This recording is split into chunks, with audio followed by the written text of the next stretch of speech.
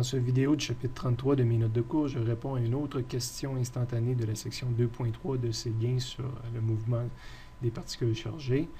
La question instantanée 2, que j'ai intitulée « Une particule alpha passe entre deux protons fixes suite », donc le même titre que la situation 3 qu'on vient de faire, parce que c'est une question supplémentaire à la situation 3. On nous demande qu'est-ce qui va arriver à la vitesse quand la particule alpha va être rendue de l'autre côté, à la même distance qu'au départ, mais qu'elle a passé tout droit. Donc, on l'avait parti à 4 sur l'axe des X, quand elle va être rendue à moins 4, donc une symétrie rendue de l'autre côté.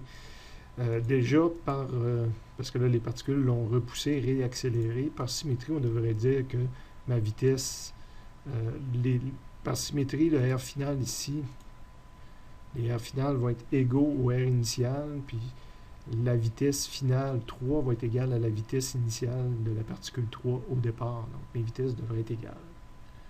Le dire, c'est une chose, mais maintenant, comment est-ce qu'on le démontre? Ben, ça va être entre autres avec l'utilisation quelque part du principe de conservation de l'énergie. Je reviens momentanément sur la situation 3 là, pour remontrer le principe de conservation de l'énergie qui s'applique à cette situation-là. Donc, on a une variation de vitesse cinétique sur la troisième particule, puis on a une variation de l'énergie qui existe entre les particules 1, 3, 2, 3, là, entre initiale et finale. Surtout, je veux vous montrer que faut se rappeler que ça, c'est la forme finale initiale, mais on pourrait écrire aussi la forme delta, c'est elle que j'ai utilisée là, pour répondre à la question. Donc, le terme K-initial pourrait devenir de ce côté-ci, ça fait K final moins K initial 3, ça fait delta K3 si on veut.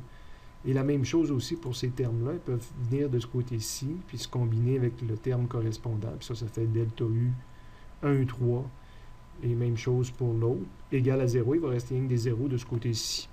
De retour à ma question instantanée que je veux répondre, ben c'est ce que j'ai montré ici, j'ai regroupé les trois termes qui restaient dans l'équation de conservation du même côté.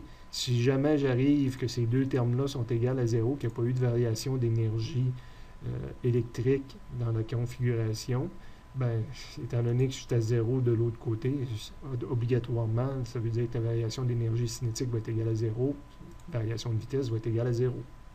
C'est pour ça que je voulais vérifier que ces termes-là étaient bel et bien égaux à 0. Donc, je n'ai pas utilisé la formule UE est égale à quelque chose, mais la formule delta UE est égale à quelque chose, que je vais appliquer, entre autres, entre la particule 1 et 3. Donc, si vous allez voir dans le résumé, là, il y a une formule pour quand on veut calculer delta UE au lieu de UE.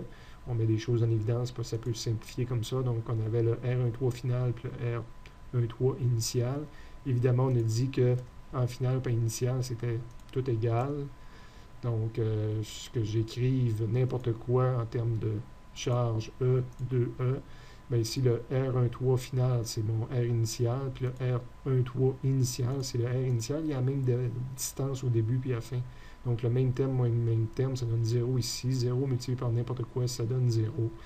Et que je fasse ça pour la paire 1,3 ou la paire 2,3, je démontre à l'aide de ça que la réponse, c'est 0. Que delta UE, c'est 0. Que delta UE de l'autre configuration de particules, c'est 0. Donc, delta K est obligatoirement égal à 0. Et ça implique que les vitesses, s'il n'y a pas de variation d'énergie cinétique, il n'y a pas de variation de vitesse non plus. Delta K, c'est 1/2 m V final moins V initial. Ça implique des vitesses qui n'ont pas changé entre le début et la fin. Donc, j'ai démontré avec une formule de physique là, que ce que j'anticipais était bel et bien démontrable à l'aide d'une formule de physique.